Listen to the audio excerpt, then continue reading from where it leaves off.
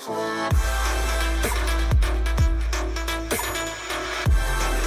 guys! Welcome back to my channel, and for today's video, gagawin tayo ng aking updated everyday makeup routine. Ito yung mga long-lasting, as in whole day makeup routine. And yes, mukha akong puto bongbong sa July. Nagpa-color ako ng hair. Everything about my hair, andun na sa ating vlogging channel. If you're interested, andun lang siya yung process and everything kung saan ako nagpa-ayos and stuff. Hindi talaga ito yung gusto kong hair. Initially, dapat powder blue siya. Kaso sinabi, ang daming bleaching pa daw required kasi as in kailangan white na yung buhok ko before mag-powder blue. So, nag-ano na lang ako, ganito. Blue-violet talaga siya initially kagabi. Blue-violet siya. Pero, ngayon nag-shampoo na ako at medyo nag-fade na siya ng onte. As in, ang tagal kong shampoo siya kanina kasi gusto ko siya mag-fade. Gusto ko yung mga pastel-like color na ganito. Ayoko nung ganitong dark sa roots ko. Pero ang ganda, oh. Parang nag-ombre siya something. Pero anyway, ayun. Since nagpaganito nga ako ng hair, feeling ko mas napansin ang aking mga spots na hinihil sa face. So, feeling ko kailangan maayos din yung mukha ko the same. Hindi naman sa pagkaano pero girl, pag ganito yung hair mo, ang dami talaga titingin sa'yo kasi nga, hindi naman lahat kulay violet yung buhok, di ba? So, feeling ko, mas kailangan kong ayusin ang aking appearance. So, I came up with this routine at nagugustuhan ko siya kasi as in whole day. Hindi rin ako tinitigyawat dito, girl, as in. Yung mga nakikita nyo dyan, mga dark spots ko na yan. At nag-heal na sila. Thank you, Lord. Kaya, ayan na ang aking skin. So, nakapaghilamos na ako. Mag-moisturize lang ako using my M+ moisturizer or night cream. Ayan, paubos na siya, girl. Feeling ko mga 2 araw na lang to sa akin.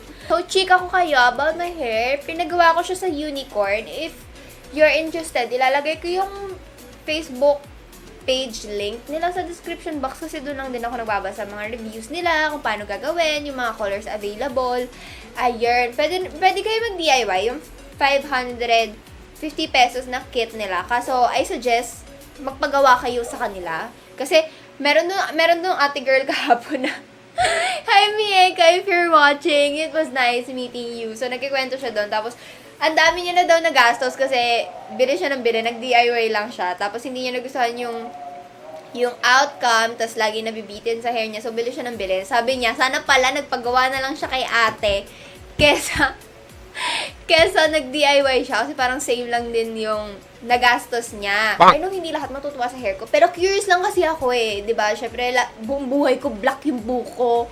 Nung una, diba, hindi pa ako nakapagpakulay. So, nang nakapagpa-blend ako, guys, sinulit ko na talaga na kailangan ko na mag-loud colors para pag nag-brown and black na naman ako, ano nyo yun? Parang curious lang talaga ako kung ano itsura ko sa purple hair. At ngayon, nalaman ko na ganito, that I can rock a purple hair. So, Kebs. Anyway, ang dami kong daldal. So, gagamitin ko itong BLK Skin Tight. Ito. Ano ba tawag dito? Skin Tint pala. Skin Tight. Skin Tint Sun Shield. Meron siyang SPF 30, SPF Keme, and all that stuff. So, ang gusto ko dito, girl, as in, whole day talaga siya. As in. Kasi, syempre, nung una, let's admit, in-underestimate ko siya kasi nga, inisip ko na, tinted sunscreen lang naman. Pero, girl, ayun nga lang pala. Since oily skin ako, medyo mga 2 to 3 hours, medyo nag-shine na yung face ko na hindi nakakatuwang shine. Gusto ko yung shine na dewy keme. Ay, sino nag-chat? Gusto ko yung shine na dewy, pero pag, anong tawag dito? Pag oil na siya, girl, hindi na siya nakakatuwa. So, mga 2 to 3 hours, hindi na nakakatuwa yung oil.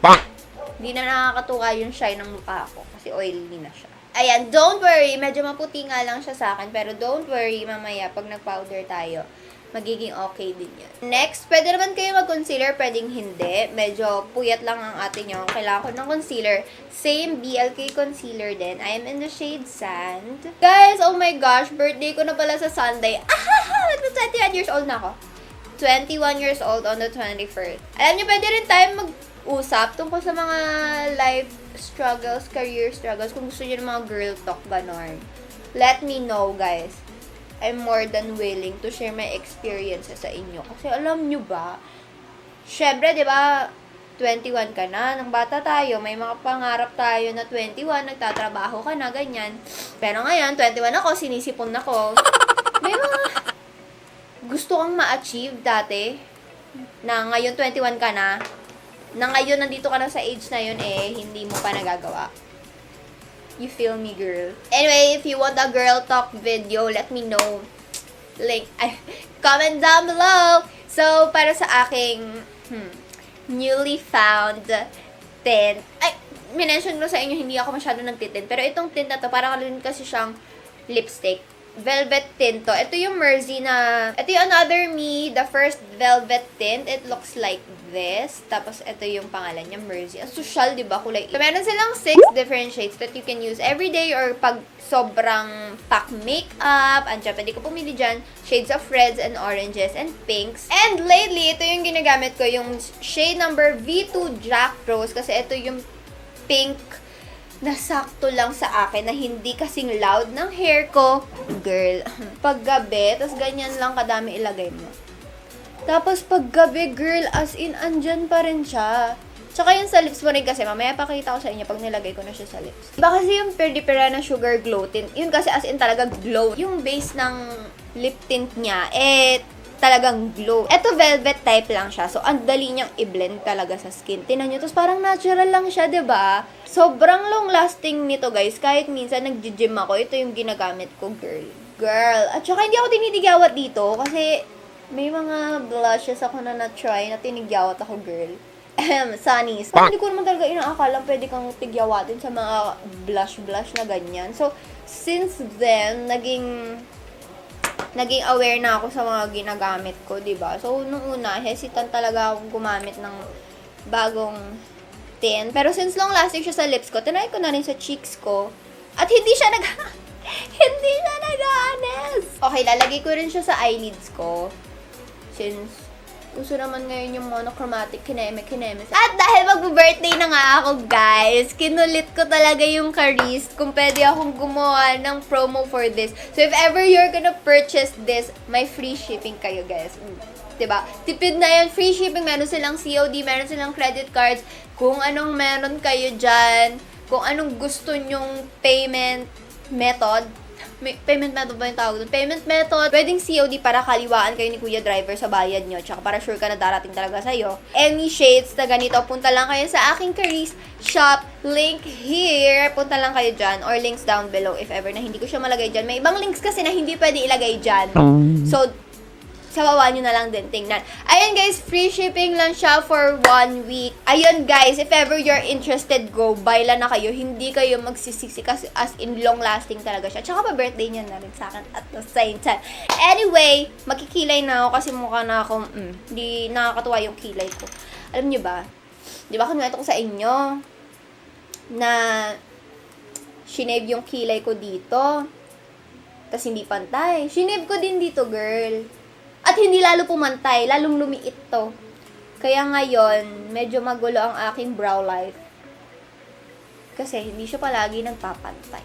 Next, using my KPallete Brow Mascara dahil kailangan natin, well, ito pa rin naman yung ginagamit ko, no? Kailangan ko talaga mapalighten up yung hair ko. Okay, so that's for the brows. Next, doon na tayo sa aking eyelashes. So, gagamitin ko itong aking eyelash curler. Okay, so using my favorite mascara, ito yung Rolla Beautiful lang Kineme Mascara. Hindi ko alam kung paano siya i-pronounce, guys. I'm so sorry. Lagi ko lang siya sa lashes ko. Sobrang love ko tong mascara na to, guys. Kasi nabibigyan niya ako ng falsies-like natural volumized lashes pack. Oh, diba? Okay, next, isa-set ko ng aking face using my Vice. I am in the shade Moreyna. At dito na magkakaroon ng warmth ulit ang aking face. Kasi nga, diba, maputi sa akin yung skin type. So, itong Moreyna, ito lang talaga yung skin tone shade ko. Iset mo lang siya ng lightly. As in lightly, yung ganyan lang. Tapos, ganyan mo lang sa face mo. Para lang hindi maglagkit yung cream.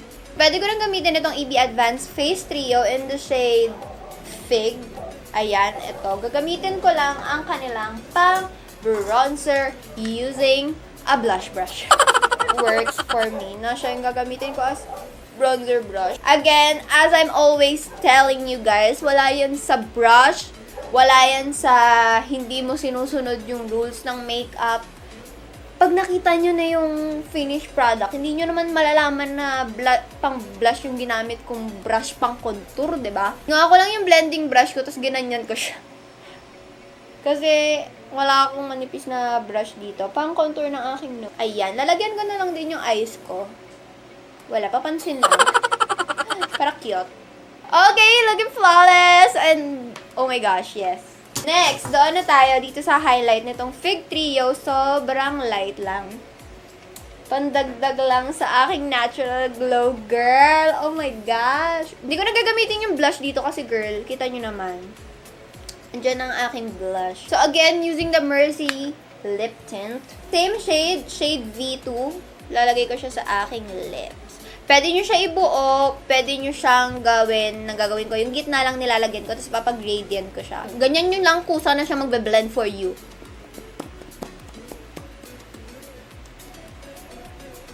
Tada! Pwede naman ganyan. Para as in natural lang. Nakita nyo yon at yung gusto kong i-achieve, yung as in flawless, tignan, na hindi masyadong nag-effort, pero pansin pa rin yung hair look. So, ayan, binuo ko lang siya ng slide para girl, pak talaga, diba? Oh my gosh! So, next, last one, kailangan ko siyang iset para as in long-lasting talaga yung makeup natin. Additional assurance na long-lasting talaga yung makeup. Gagamitin ko itong aking Ellana Flower Power Setting Spray, girl. Sobrang nipis talaga ng ano nito, ng spray nito.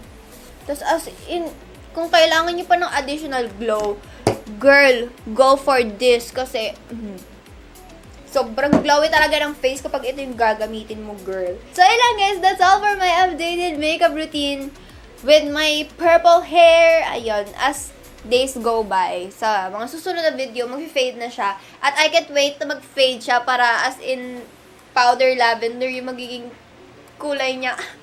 I'm so excited.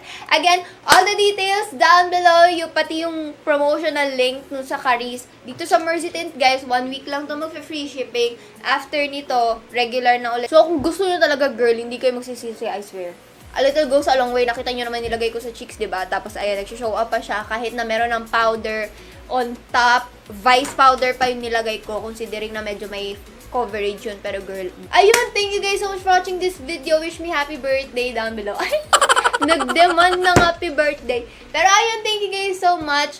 I know, ang sad kasi wala akong meet and greet. Well, yung past 2 birthday ko na umuulan na naman. Yung past 2 videos, past 2 years ko na nag-YouTube ako, lagi akong may birthday meet and greet. Ngayon lang, hindi na ako pag meet and greet kasi ang dami namin inansikaso ngayon July at hindi ko siya natutukan talaga. Well, gusto ko as much as I want, pero hindi ko siya natutukan.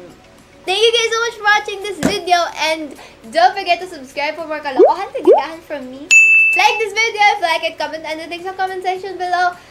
Turn on that notification bell to be notified whenever I upload a new video. Ayun. Weird. Pero thank you guys so much for watching this video and I will see you on my next one. Bye! Mwah!